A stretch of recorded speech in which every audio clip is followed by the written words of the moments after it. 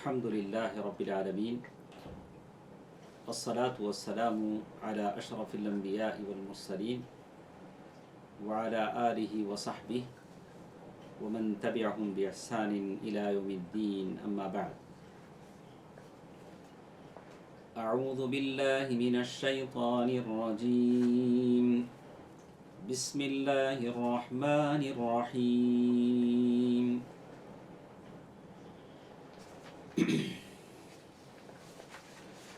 لقد جاءكم رسول من أنفسكم عزيز عليه ما عنتم حريص عليكم بالمؤمنين رؤوف رحيم فإن تولوا فقل حسبي الله لا إله إلا هو عليه توكلت وهو رب العرش العظيم. محترم حضرات خواتین، اللہ تبارک و تعالیٰ کا فضل و کرم ہے کہ رمضان کے ان مجلسوں میں آپ کا استقبال ہے. رمضان بڑی تیزی سے گزر رہا ہے. یہ 10واں دن ہے جس میں ہم لوگ شریک ہیں. اللہ تبارک و تعالیٰ جتنے ہمارے ساتھ ہیں، اللہ تبارک و تعالیٰ تمام کے روزوں کو، صدقہ زکوٰۃ کو، ذکر کو، تلاوت قرآن مجید کو، تراویح کی نماز کو، قیام اللیل کو اللہ تبارک و تعالیٰ قبول فرمائے اور اس کا اجر عظیم عنایت فرمائے. کل کے درس میں ہم نے سنا کہ اللہ کے نبی صلی اللہ علیہ وسلم کی معیشت، روزی روٹی کیسے ہوتی تھی. بہت ساری مثالیں ہمارے سامنے آئیں. یہ جو چیزیں ہم سنتے ہیں اللہ کے نبی صلی اللہ علیہ وسلم کے توسط سے اس لیے سنتے ہیں کہ اسے اپنی زندگی میں اتاریں، اپنائیں. لقد كان لكم في رسول الله اسوة حسنہ. اللہ کے نبی صلی اللہ علیہ وسلم بہترین نمونہ ہیں، بہترین نمونہ ہیں. تو ہم جو بھی سنیں اللہ کے نبی صلی اللہ علیہ وسلم کے طور طریقے کو اپنانے کی کوشش کریں. میں نے کل ایک حدیث جو صحیح مسلم کی ہے آپ کو نہیں سنایا تھا، اس لیے میں سناتا ہوں. توجہ سے سنیں، دیکھیں اللہ کے نبی صلی اللہ علیہ وسلم کی حالت کیا تھی. حدیث میں آتا ہے، ابو ہریرہ رضی اللہ تعالیٰ عنہ کی روایت ہے، کہتے ہیں بھوک سے بیتاب اللہ کے نبی صلی اللہ علیہ وسلم اپنے گھر سے نکلے. بھوک سے بیتاب ہیں، گھر سے نکلے ہیں اور دیکھا کہ اسی وقت اتفاق سے ابو بکر اور عمر بھی نکلے ہیں. بولا کہ کیا بات ہے؟ کہا کہ اللہ کے نبی صلی اللہ علیہ وسلم نے کہا کہ مجھے لگتا ہے کہ جس چیز نے مجھے گھر سے نکالا ہے اسی نے تم کو بھی نکالا ہے، بھوک. اللہ اکبر. آج اس لاک ڈاؤن کی حالت میں بھی اللہ مجھے اور آپ کو، اللہ اکبر، اپنے فضل و کرم سے روزی دے رہا ہے. لیکن بہت سارے لوگ ہیں جو پریشان ہیں، بہت سارے لوگ ہیں جو پریشان ہیں. کتنے لوگوں کے میسیجز، پیغامات ہمارے موبائل پر آتے ہیں جو ہر سال سفرا کی شکل میں چندہ کرنے کے لیے آیا کرتے تھے. وہ لوگ لکھتے ہیں کہ شیخ صاحب ہمارے گاؤں میں ہمیں نہ کھانے کے لیے، افطاری کے لیے کچھ ہے، سحری کے لیے کچھ ہے. ہم بہت پریشان ہیں، ہم بہت پریشان ہیں. اللہ کے نبی صلی اللہ علیہ وسلم بھی ایسے ہی پریشان ہوئے تھے. تو ہمارا یہ فرض بنتا ہے کہ ہم ان لوگوں کی مدد کریں، جیسے کچھ ہو سکے ہم ان لوگوں کی مدد کریں. وَيُطْعِمُونَ الطَّعَامَ عَلَى حُبِّهِ مِسْكِينًا وَيَتِيمًا وَأَسِيرًا إِنَّمَا نُطْعِمُكُمْ لِوَجْهِ اللَّهِ لَا نُرِيدُ مِنْكُمْ جَزَاءً وَلَا شُكُورًا إِنَّا نَخَافُ مِنْ رَبِّنَا يَوْمًا عَبُوسًا قَمْطَرِيرًا. ہم ایسے لوگوں کو کھانا کھلائیں جو لوگ بھوکے ہیں، تڑپ رہے ہیں، اللہ تبارک و تعالیٰ اس کے وسائل پیدا کرے۔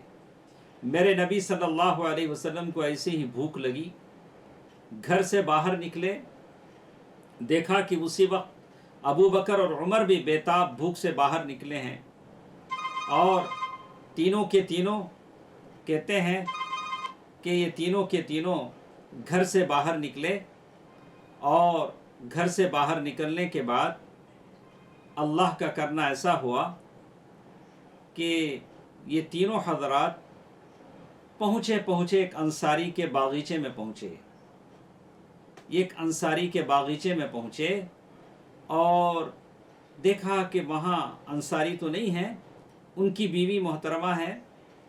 کہا کہ آپ کے شوہر کدھر ہیں؟ تو ان کی بیوی نے کہا یستعذب لنا الماء، وہ ہمارے لیے پانی لانے گئے ہیں۔ یستعذب لنا الماء، وہ ہمارے لیے پانی لانے گئے ہیں۔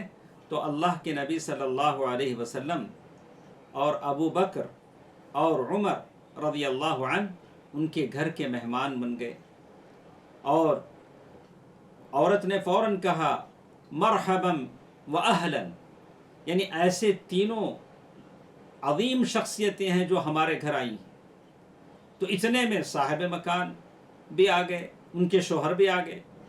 انہوں نے دیکھ کر کہا سبحان اللہ الحمدللہ، اللہ تیرا کتنا شکر ہے کہ آج میرے گھر اللہ کے رسول اور ابو بکر اور عمر مہمان بنے۔ فوراً بٹھایا اور گئے، کھجور کا خوشہ لے آئے، کھجور جو ہم کھاتے ہیں، کہا کہ اس کھجور میں کچے کھجور تھے، ادکدرے کھجور تھے، پکے کھجور تھے، رطب تھے۔ اللہ کے نبی صلی اللہ علیہ وسلم اس سے کھانے لگے، اور پھر چھری لیا اور گئے بکری ذبح کرنے۔ اللہ کے نبی صلی اللہ علیہ وسلم نے فرمایا ایاک والحلوب، دیکھو یاد رکھنا دودھ دینے والی بکری کو ذبح نہ کرنا۔ اور پھر بکری ذبح کیا، کھانے کا انتظام ہوا، اللہ کے نبی صلی اللہ علیہ وسلم کے سامنے لا کر رکھا۔ اللہ کے نبی صلی اللہ علیہ وسلم نے سیر ہو کر کھایا، صحابہ نے کھایا۔ اللہ کے نبی صلی اللہ علیہ وسلم نے فرمایا واللہ لتسألن، قسم خدا کی اے ابو بکر اور عمر، اس نعمت کے بارے میں اللہ سے تم پوچھے جاؤ، اللہ تبارک و تعالیٰ تمہیں پوچھے گا۔ ہم اپنے گھروں سے بھوکے پیٹ نکلے تھے، لیکن جب یہاں پہنچے تو اللہ تبارک و تعالیٰ نے ہم کو کھلایا اور پلایا ہے، اور اس نعمت کے بارے میں تم پوچھے جاؤ گے۔ دوستو، عزیزوں، ماں اور بہنوں، ایسے حالات میں بھی جو ہم کھا رہے ہیں، اللہ تبارک و تعالیٰ اس کا سوال ہم سے کرے گا کہ ہم نے کھایا تو کھایا، لیکن اس کی کتنی عبادتیں بچا لائیں، کیسے اللہ تبارک و تعالیٰ کا خوف، اللہ تبارک و تعالیٰ کی کتاب قرآن مجید کی تلاوت ہم نے کی۔ رمضان ہمارے سے گزر رہا ہے، بڑی تیزی کے ساتھ گزر رہا ہے، اس رمضان کا ثواب ہم نے کیسے حاصل کیا؟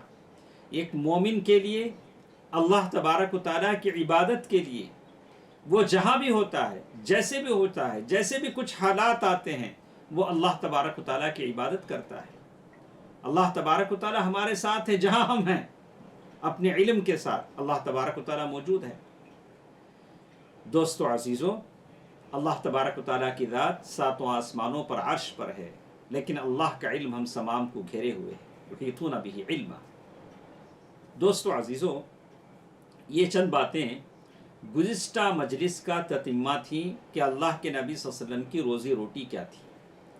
تو اللہ کے نبی صلی اللہ علیہ وسلم کی یہ حدیث، جس کو ابو ہریرہ رضی اللہ تعالی عنہ نے روایت کیا ہے، مجھے اور آپ کو یہ سبق دیتی ہے، پیغام دیتی ہے کہ ہم تمام کے تمام اللہ کے فضل و کرم سے اس بات کی کوشش کریں کہ اللہ تبارک و تعالیٰ سے جو بھی کھائیں، اللہ تبارک و تعالیٰ جو بھی مجھے اور آپ کو کھلائے، ہم اللہ تبارک و تعالیٰ کا شکر بجا لائیں۔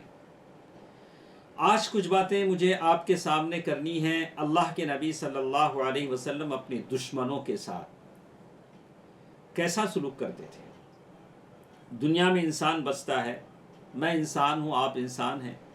وَجَعَلْنَا بَعْضَكُمْ لِبَعْضٍ فِتْنَةً، انسان دنیا میں جب آتا ہے تو اس کے کچھ دوست ہو جاتے ہیں، کچھ دشمن ہو جاتے ہیں۔ ایسا تو نہیں ہو سکے گا کہ آپ کے سارے ہی دوست ہوں، آپ کا کوئی دشمن نہ ہو، ایسا تو نہیں۔ اچھے اچھے کو دشمن بن جاتے ہیں۔ اللہ کے نبی صلی اللہ علیہ وسلم کے دشمن جب تھے تو میری اور آپ کی کیا حیثیت ہے؟ لیکن سب سے بڑا دشمن شیطان ہے۔ اللہ تبارک و تعالیٰ نے جس کے بارے میں کہا عدو مبین، وہ تمہارا کھلا دشمن ہے، کھلا دشمن ہے۔ اللہ کے نبی صلی اللہ علیہ وسلم دشمنوں کے ساتھ کیسے سلوک کرتے تھے، یہ گفتگو مجھے آپ کے سامنے آج کرنی ہے۔ دشمن آدمی اپنے دل کو پہلے تو صاف رکھے، دشمنیاں ختم کر دے، اور آدمی کا دل بہت چھوٹا ہے، یہ صاف ہو اور لوگوں کے خلاف جو بغض کدورت اور جو دشمنیاں دل میں ہوتی ہیں اسے صاف کر لے۔ اللہ کے نبی صلی اللہ علیہ وسلم کی تعلق سے اللہ تبارک و تعالیٰ نے سورۃ الانبیاء آیت نمبر 107 میں کہا وَمَا أَرْسَلْنَاكَ إِلَّا رَحْمَةً لِّلْعَالَمِينَ، ہم نے سارے جہاں کے لیے آپ کو رحمت بنا کر بھیجا ہے۔ آپ رحمت ہیں، صرف مسلمانوں کے لیے نہیں، سب لوگوں کے لیے، بنی نوع انسانی کے لیے آپ رحمت ہیں۔ ابن کثیر رحمہ اللہ نے کہا کہ اس رحمت کو ہم قبول کریں، ہم ان کافروں مشرکوں سے کہیں کہ دیکھو اللہ کے نبی صلی اللہ علیہ وسلم کی اس رحمت کو قبول کرو، ان تعلیمات کو قبول کرو، اللہ کے نبی صلی اللہ علیہ وسلم کے لائے ہوئے دین کو قبول کرو، پھر اللہ کی سجی سجائی جنت میں داخل ہو جاؤ۔ اللہ کے نبی صلی اللہ علیہ وسلم نے طائف کے ان دشمنوں کو معاف کیا جنہوں نے آپ کا سارا جسم لہو لہان کر دیا۔ ہاتھ اٹھایا تو اللہ رب ذوالجلال سے دعا فرمائی اللہم انی اشکو الیک ضعف قوتی وقلت حیلتی، یا اللہ میں کمزور ہوں، میری قوت کمزور ہے، اس کی شکایت میں تیری ہی سے کرتا ہوں، وقلت حیلتی، اب میرے پاس اسباب بہت کم ہیں۔ اللہ کے نبی صلی اللہ علیہ وسلم نے ہاتھ اٹھا کر اللہ سے دعا کی۔ دشمن بھرے کتنے ہی ہم کو گھیر لیں، لیکن اللہ سے ہم ہاتھ اٹھا کر دعا کریں۔ آج ہم جانتے ہیں، آپ سمجھتے ہیں کہ دشمنوں کے مکر کیسے کیسے ہیں۔ مسلمانوں کے خلاف سارے کفر اور کافر اور مشرک جمع ہو چکے ہیں، اکٹھا ہو چکے ہیں۔ سارے نشر و اشاعت کی چیزیں، اکثر میڈیا اور ساری زبانیں مسلمانوں کے خلاف زہر اگلتی ہیں۔ ایسے وقت میں آپ اور ہم ان کے لیے اللہ سے دعا کریں اللہم انی اشکو الیک ضعف قوتی وقلت حیلتی، اے اللہ ہم کمزور ہیں، ہماری مدد فرما۔ ہم اللہ تبارک و تعالیٰ سے دعا کریں۔ اللہ کے نبی صلی اللہ علیہ وسلم احد کے اس میدان میں جہاں اللہ کے نبی صلی اللہ علیہ وسلم کے دان شہید کر دیے گئے، سر پھوڑ دیا گیا اور چہرہ خون سے بھیگ گیا اور آپ پہچاننے میں نہیں آتے تھے، عبداللہ بن قمہ جس نے اللہ کے نبی صلی اللہ علیہ وسلم کی یہ حالت بنائی، یہاں تک کہ کعب بن مالک رضی اللہ تعالیٰ عنہ نے دیکھ کر پہچان لیا کہ یہ اللہ کے رسول صلی اللہ علیہ وسلم ہے۔ اللہ کے نبی صلی اللہ علیہ وسلم نے ایسے لوگوں کے لیے بھی دعائیں دیں اللہم اہد قومی فإنہم لا یعلمون، اے اللہ میری قوم کو ہدایت دے، وہ لوگ جانتے نہیں ہیں۔ ماں اور بہنوں، کیا آپ اپنے دشمنوں کو معاف کر سکتے ہیں؟ ہم اپنے معاشرے میں سنتے ہیں بہت سارے بھائی بہنیں ہیں جن کی دشمنیاں ہو جاتی ہیں، میرے بھی دشمن ہیں، آپ کے بھی دشمن ہیں، تو کبھی زبان سے کہتے ہیں کہ جب تک زندہ ہیں وہ میرا چہرہ نہ دیکھے، میں اس کا چہرہ نہ دیکھوں، مروں تو بھی وہ میرا چہرہ نہ دیکھے۔ اللہ اکبر، العیاذ باللہ، یہ کیسی چیزیں ہیں؟ آدمی جب شیطان کے غلبے سے کوئی غلطی ہو جاتی ہے تو آدمی معاف کرنا سیکھے، آدمی عفو درگزر کرنا سیکھے۔ اللہ کے نبی صلی اللہ علیہ وسلم نے ہی اخلاق سکھائے ہیں۔ ایک سیرت کا ایک بڑا واقعہ آپ نے سنا ہوگا، واقعہ افک، جس میں اللہ کے نبی صلی اللہ علیہ وسلم کی پیاری چہیتی بیوی ام المؤمنین عائشہ رضی اللہ تعالی عنہا، جس کو پیار سے نبی کریم صلی اللہ علیہ وسلم حمیرہ کہہ کر پکارتے تھے. کہا کہ اے عائشہ تو دنیا میں بھی میری بیوی ہے، جنت میں بھی میری بیوی ہے. اور جبریل امین نے مخمل کے کپڑے میں لپیٹ کر بتایا کہ یہ تمہاری بیوی ہے. وہ ام المؤمنین عائشہ رضی اللہ تعالی عنہ ہے. وہ بڑی فخر کے ساتھ کہتی ہیں مات رسول اللہ صلی اللہ علیہ وسلم بین حجری و نحری. اللہ کے رسول صلی اللہ علیہ وسلم میرے گود میں انتقال کر گئے. ام المؤمنین عائشہ رضی اللہ تعالی عنہ بڑے فخر کے ساتھ کہتی تھیں کہ انتقال سے پہلے میرے منہ کا لعاب آپ کے منہ سے لعاب سے ملا کہ میں نے مسواک نرم کر کے دیا. اللہ کے نبی صلی اللہ علیہ وسلم نے اس مسواک اپنے دانتوں پر مسواک کیا. ایسی چہیتی بیوی پر لوگوں نے الزام لگایا. واقعی بڑی تفصیل کے ساتھ اللہ نے قرآن مجید میں ذکر کیا ہے. ان لوگوں کو بھی اللہ کے رسول صلی اللہ علیہ وسلم نے معاف کیا. آدمی اپنی بیوی اپنی اولاد کے بارے میں بڑا غیرت مند ہوتا ہے. اللہ کے نبی صلی اللہ علیہ وسلم نے اس کے باوجود ایسے دشمنوں کو معاف کیا جنہوں نے اللہ کے نبی صلی اللہ علیہ وسلم کی بیوی چہیتی بیوی پر الزام لگایا. ان الذين جاءوا بالافك عصبة منكم لا تحسبوه شرا لكم بل هو خير لكم. سورۃ النور آیت نمبر 11 میں اللہ تبارک و تعالیٰ نے تفصیل سے کہا. اور یہ الزام لگانے والوں میں سب سے صف اول میں مطلب سب سے مقدم اور آگے جو تھا عبداللہ بن ابی بن سلول، جو مدینے کے منافقوں کا سردار بیٹا مسلمان تھے. اور یہ ایسا آدمی تھا جو منافقوں کا سردار تھا اور یہ الزام لگانے میں سب سے آگے تھا.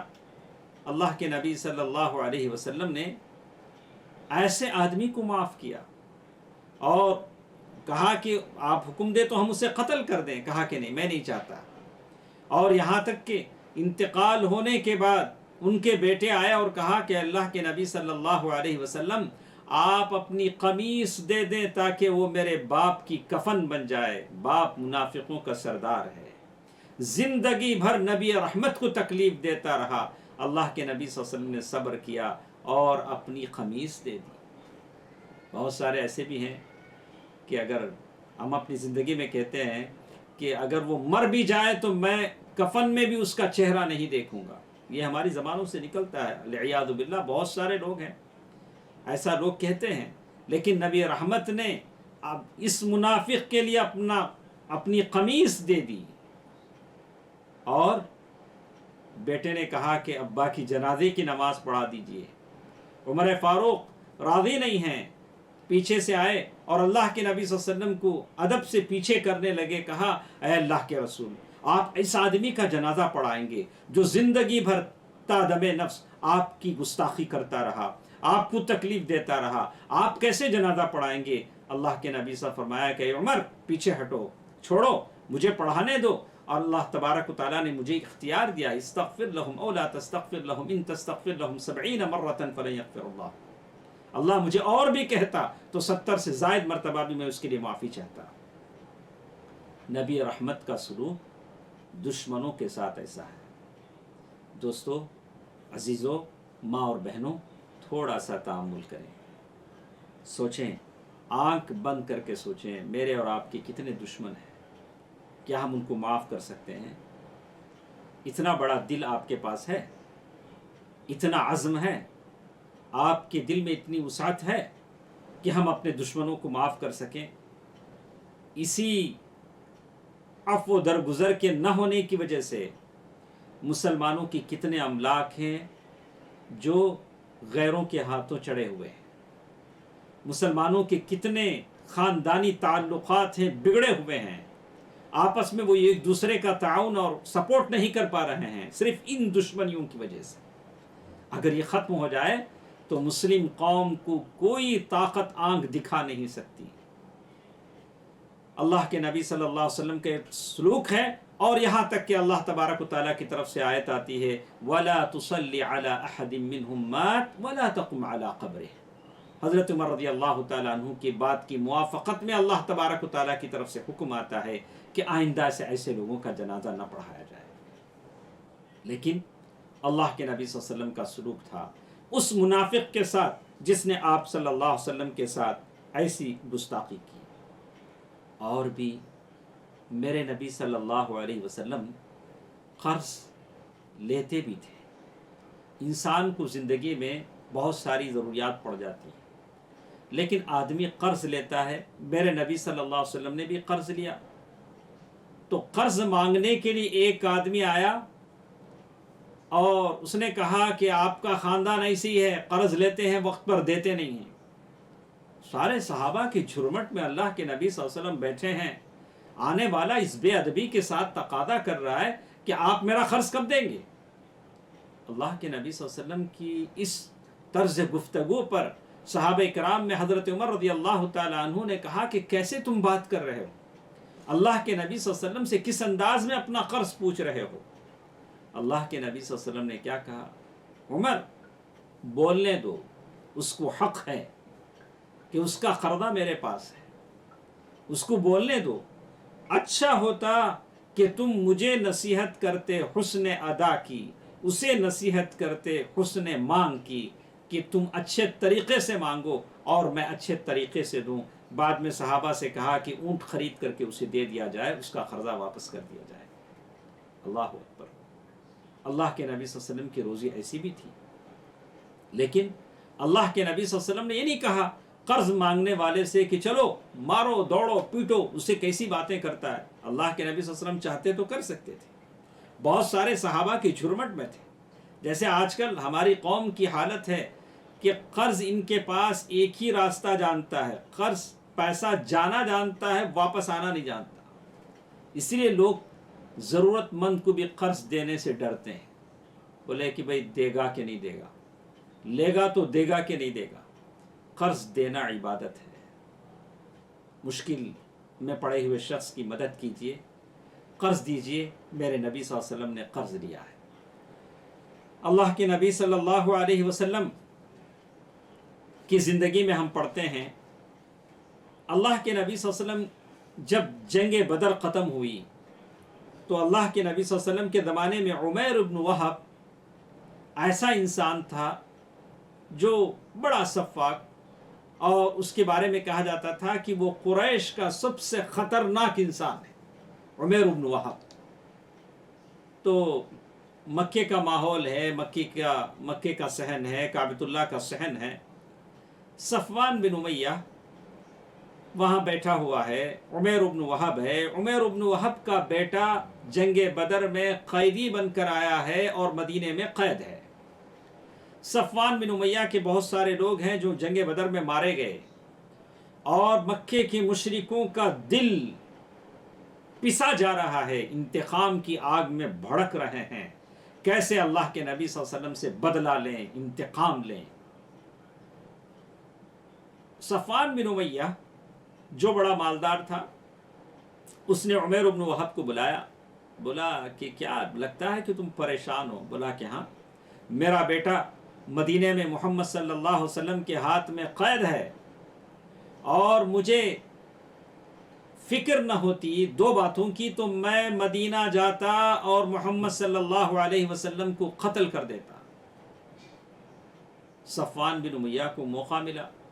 صفوان بن امیہ نے کہا کہ تمہیں دو باتوں کی کیا فکر ہے؟ بولا کہ دو باتوں کی فکر یہ ہے کہ میرے بچے چھوٹے ہیں، میرے خاندان میں کوئی دیکھنے والا نہیں ہے، اور میرے اوپر قرضہ بھی ہے۔ یہ چاندنی رات تھی، کعبۃ اللہ کا صحن تھا، اور اس وقت کوئی اور نہیں تھا، بس دو ہی آدمی تھے، صفوان بن امیہ اور عمیر بن وہب۔ اللہ کے نبی صلی اللہ علیہ وسلم تو مدینے میں ہیں، تو صفوان نے فوراً کہا اچھا ایسی بات ہے، تو دیکھو ایسا کرتے ہیں کہ وہ دونوں چیزیں میرے ذمہ ہیں، آج ہی سے تیاری کرو، اپنے آپ کو تیار کرو کہ تم سیدھے مدینہ جاؤ اور محمد صلی اللہ علیہ وسلم کو قتل کر دو۔ بڑا اچھا موقع آتا ہے۔ تو وہ گھر واپس آیا اور اپنے تلوار کو زہر میں بھگویا، اور پھر بڑی تیزی کے ساتھ مدینے کی طرف روانہ ہوا، اور مسجد نبوی کے صحن میں پہنچا۔ صحابہ کرام ہیں اور سارے موجود ہیں، اس کی نظر اس پر سب سے پہلے حضرت عمر کی نظر پڑی. حضرت عمر رضی اللہ تعالیٰ عنہ دیکھتے ہی پہچان گئے، بولے کہ یہ عمیر ابن وہب آیا ہے. عمیر ابن وہب کے بارے میں تو مشہور تھا کہ یہ قریش کا سب سے خطرناک انسان ہے.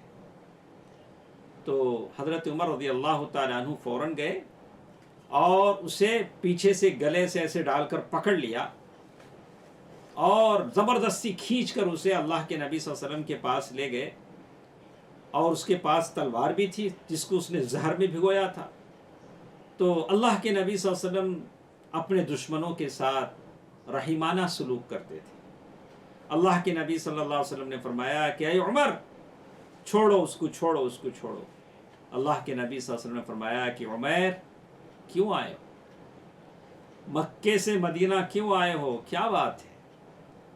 عمیر ابن وہب نے کہا، اے اللہ کے رسول صلی اللہ علیہ وسلم، میرا بیٹا آپ کے قید میں ہے، اسے چھڑانے کے لیے آیا ہوں، اس کے تعلق سے بات کرنے کے لیے آیا ہوں. اللہ کے نبی صلی اللہ علیہ وسلم نے فرمایا کہ کیا یہی بات ہے اور کوئی بھی بات ہے اور کوئی مقصد اور ہے؟ تو عمیر ابن وہب نے کہا، اللہ کے رسول صلی اللہ علیہ وسلم ایسی کوئی بات نہیں ہے. اللہ کے رسول صلی اللہ علیہ وسلم نے بتلایا کہ کیا تم کو یاد ہے کہ مکے میں کعبۃ اللہ کے صحن میں تم اور صفوان بن امیہ نے ایسی ایسی باتیں کہیں. اللہ کے نبی صلی اللہ علیہ وسلم نے ساری باتیں دہرا دی. اللہ نے نبی صلی اللہ علیہ وسلم کو بتا دیا تھا. اللہ تبارک و تعالیٰ اپنے نبی کو بہت ساری باتیں بتا دیتے تھے. بالکل یہ بات اللہ تبارک و تعالیٰ نے بتا دی تھی. جیسے ہی عمیر ابن وہب نے سنا تو دنگ رہ گیا. بولا قسم خدا کی، اس وقت جب میں اور صفوان بن امیہ باتیں کر رہے تھے وہاں کوئی نہیں تھا، کعبے کا مطاف خالی تھا، بس تیسرا ہو اللہ تعالیٰ تھا جس نے آپ کو بتایا ہے. میں کلمہ پڑھتا ہوں، مسلمان ہوتا ہوں، اشہد ان لا الہ الا اللہ واشہد ان محمدا عبدہ ورسولہ. عمیر ابن وہب مسلمان ہو گیا. دشمنوں کے ساتھ یہ سلوک اللہ کے نبی کا ہے. آئیے ہم کوشش کرتے ہیں، میں اور آپ، کہ اپنے دلوں سے کینہ، کپٹ، کدورت، شحنہ، بغض، عداوتوں کو دور کریں تاکہ ہمارے اعمال میں برکت ہو. یہ چیزیں ناگ ہیں، سانپ ہیں جس کو ہم اپنے سینوں میں بساتے ہیں. ان کے زہر سے ہمارے سینے جب متاثر ہوں گے تو ہمارے اعمال میں، روزی روٹی میں برکت نہیں ہوگی. کوشش کیجئے کہ اللہ تبارک و تعالیٰ مجھے اور آپ کو معاف فرما دے. چلیے ایک اور واقعے کی طرف میں چل اپنی بات ختم کرتا ہوں. وہ ہے اللہ کے نبی صلی اللہ علیہ وسلم ہیں. اس دنیا میں بہت ساری تکلیفیں ہم کو دوسروں سے ہوتی ہیں. کبھی دوسرے ہمیں غلط ناموں سے پکارتے ہیں، غلط القاب سے پکارتے ہیں، اور دعا دینے کے بجائے بد دعائیں بھی دیتے ہیں، اور غلط باتیں میرے اور آپ کے تعلق سے کہتی ہیں. یہ دنیا کی حقیقت ہے. اگر میں سارے دنیا والوں سے یہ یقین رکھوں، یہ امید رکھوں کہ سارے میری تعریف کریں، میں تو یہ رکھنا غلط ہے اور یہ امید بھی غلط ہے. الا ماشاء اللہ. کہتے ہیں اللہ کے نبی صلی اللہ علیہ وسلم صحابہ کے ساتھ اپنی بیوی ام المؤمنین عائشہ رضی اللہ تعالی عنہا کے ساتھ بیٹھے ہیں. یہودی کچھ لوگ آتے ہیں اور یہودیوں کی یہ عادت ہے کہ وہ جب بھی بولتے تھے، مسلمانوں کے پاس آتے تھے تو ایسی بات بولتے تھے جس کے دو مطلب ہوں، اور بات کو توڑ مروڑ کر پیش کرتے تھے کہ معنی غلط نکلے. اللہ کے نبی صلی اللہ علیہ وسلم کے پاس آئے، کہا السلام علیک، السلام علیک. السلام علیک کا معنی تھا کہ تم پر موت آئے. السلام موت کو کہتے ہیں. السلام علیکم کے بجائے انہوں نے کہا السلام علیک. ام المؤمنین عائشہ رضی اللہ تعالی عنہ سمجھ گئی کیا یہ لوگ کہہ رہے ہیں. ماشاء اللہ ام المؤمنین عائشہ رضی اللہ تعالی عنہ، اللہ نے بڑی فراست دی تھی، بڑی سمجھدار خاتون تھی. ہاں آپ کی زندگی کے ہم پہلو دیکھیں گے تو ہماری عقل حیران رہ جائے گی۔ ام المؤمنین عائشہ رضی اللہ تعالی عنہ کیسی سوالات اللہ کے نبی صلی اللہ علیہ وسلم سے کرتی تھی۔ کہا کہ ان یہودیوں کی باتوں کو ام المؤمنین عائشہ رضی اللہ تعالی عنہ سمجھ گئی کہ یہ لوگ کیا کہہ رہے ہیں۔ فوراً عائشہ رضی اللہ تعالی عنہ نے کہا کہ موت تم کو آئے، میرے نبی کو نہیں۔ عورت اپنے شوہر کے بارے میں بڑی خوددار ہوتی ہے۔ یہ بھی الگ مسئلہ انشاءاللہ ہم بعد میں پیش کریں گے کہ یہ اب ہماری درس کا عنوان تھا کہ اللہ کے رسول صلی اللہ علیہ وسلم اپنے دشمنوں کے ساتھ کیسے ہیں۔ آگے ہمارا عنوان یہ بھی آئے گا کہ اللہ کے رسول صلی اللہ علیہ وسلم اپنی بیویوں کے ساتھ کیسے ہوں گے، یہ آئے گا۔ تو کچھ خواتین ہوتی ہیں اپنے شوہر کے بارے میں بڑی غیرت مند ہوتی ہیں، اچھا برا صبر کر لیتی ہیں۔ کچھ خواتین ہوتی ہیں جو اپنے شوہر کی چھوٹی موٹی غلطی کو ہر جگہ بولی پھرتی، فون لگایا، اس کو بولا، اس کو بولا، اس کو بولا، ہاں بعد میں افسوس بھی ہوتا، ارے میں نے اپنے گھر کی عزت اپنے ہاتھوں سے ڈھالی۔ تو ام المؤمنین عائشہ رضی اللہ تعالی عنہ نے فوراً ان یہودیوں سے کہا کہ ارے میرے موت اللہ کے نبی پر نہیں تم پر آئے۔ اللہ کے نبی صلی اللہ علیہ وسلم نے حضرت عائشہ رضی اللہ تعالی عنہ سے کہا مہلاً یا عائشہ، مہلاً یا عائشہ، اے عائشہ ذرا صبر کرو، ذرا صبر کرو، میں بھی سمجھ رہا ہوں کہ وہ لوگ کیا کہہ رہے ہیں۔ اگر کوئی مجھے کہے تم مرو تو مجھے بھی غصہ آئے گا۔ موت ایسا لفظ ہے کسی کو کہیں کہ اس لیے کہ ہر کوئی چاہتا ہے کہ وہ ایسے ہی زندہ رہے، 100 برس 200 برس، 100 برس کے بوڑھے سے بھی آپ کہیں کہ آپ جانے والے ہیں تو وہ ناراض ہو جائے گا، ناراض ہو جائے گا۔ لیکن اللہ کے نبی صلی اللہ علیہ وسلم کے تعلق سے انہوں نے کہا بات واقعی غلط تھی۔ اللہ کے نبی صلی اللہ علیہ وسلم السلام علیکم، ایک دوسرے پر ہم سلامتی کی دعا کرتے ہیں، خاص کر ان دنوں میں ہم ایک دوسرے کے لیے سلامتی کی دعا کریں۔ لیکن انہوں نے جو لفظ استعمال کیا اللہ کے نبی، بہرحال مرنا تو ہر ایک کو اپنے وقت پر ہے، اللہ تبارک و تعالیٰ نے ساری لوگوں کی زندگیاں لکھ دی۔ تو مومنین عائشہ رضی اللہ تعالیٰ عنہ نے فوراً اللہ کے نبی صلی اللہ علیہ وسلم کی طرف سے جواب دیا، کہا کہ اللہ تم مرو۔ تو اللہ کے نبی صلی اللہ علیہ وسلم فرمایا کہ مہلاً یا عائشہ۔ اللہ کے نبی صلی اللہ علیہ وسلم ان یہودیوں کے بات پر غصہ نہیں ہوئے، بلکہ کہا فَإِنَّ اللَّهَ يُحِبُّ الرِّفْقَ فِي الْأَمْرِ كُلِّهِ، اللہ تعالیٰ چاہتا ہے کہ ہر معاملے میں نرمی اختیار کرو۔ وہ لوگ غلط کہہ رہے ہیں، وہ لوگوں کی باتوں میں مکر ہے، فریب ہے، برائی ہے، نیت میں کھوٹ ہے، اس کا احساس نبی رحمت کو ہے، لیکن جواب اللہ کے نبی صلی اللہ علیہ وسلم نے بس اتنا کہا وعلیکم، جاؤ یہ دعا تم ہی کو لگے، وعلیکم، سیدھی سیدھی جواب اللہ کے نبی صلی اللہ علیہ وسلم نے دے دیا۔ اللہ کے نبی صلی اللہ علیہ وسلم کا یہ تعامل، یہ سلوک دشمنوں کے ساتھ ہے، دشمنوں کے ساتھ ہے۔ دوستو، عزیزو، ماں اور بہنوں، رمضان مبارک کے ان مقدس دنوں میں اور راتوں میں ہم یہ کوشش کریں گے کہ اللہ تبارک و تعالی ہمارے دلوں کو صاف کر دے۔ ابھی تو ماحول ایسا ہے کہ ہر ایک کو اللہ تبارک و تعالیٰ کی طرف رجوع ہونے کا وقت ہے، انابت اللہ کا وقت ہے۔ اب کسی کے دل و دماغ میں نئے کپڑے اور شان و شوکت اور مزے کے کھانے، اس میں نہیں ہے دل۔ سارے دل اللہ سے جڑے ہوئے ہیں اور سارے آخرت کی تیاری میں لگے ہوئے ہیں، اس لیے کہ روزانہ ان کے کان اور آنکھیں موت کی خبریں سنتے ہیں کہ لوگوں کے جنازے دھڑ دھڑ سے اڑ رہے ہیں۔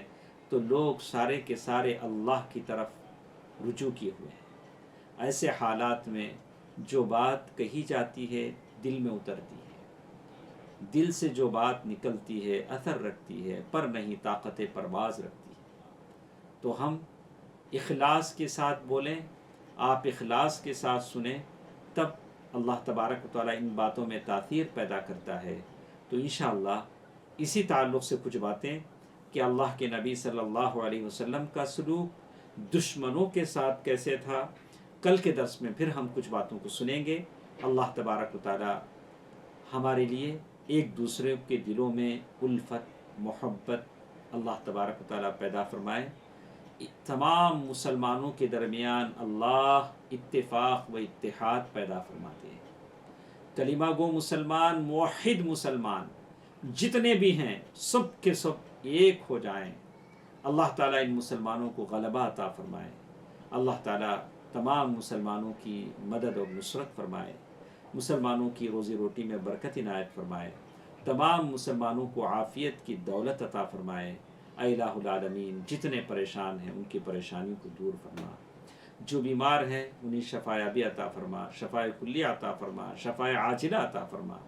اے الہ العالمین، جو مرحومین ہمارے دنیا سے جا چکے ہیں انہیں بخش دے، انہیں جنت الفردوس میں جگہ عطا فرما دے، ان کی قبروں کو نور سے بھر دے۔ اے اللہ، ان کے لیے ہمارے دلوں میں صبر عطا فرما۔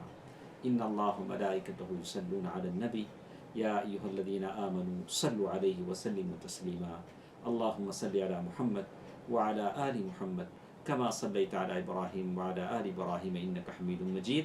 اللہم بارک علی محمد وعلی آل محمد كما باركت على إبراهيم وعلى آل إبراهيم إنك حميد مجيد برحمتك يا أرحم الراحمين والحمد لله رب العالمين والسلام عليكم ورحمة الله وبركاته۔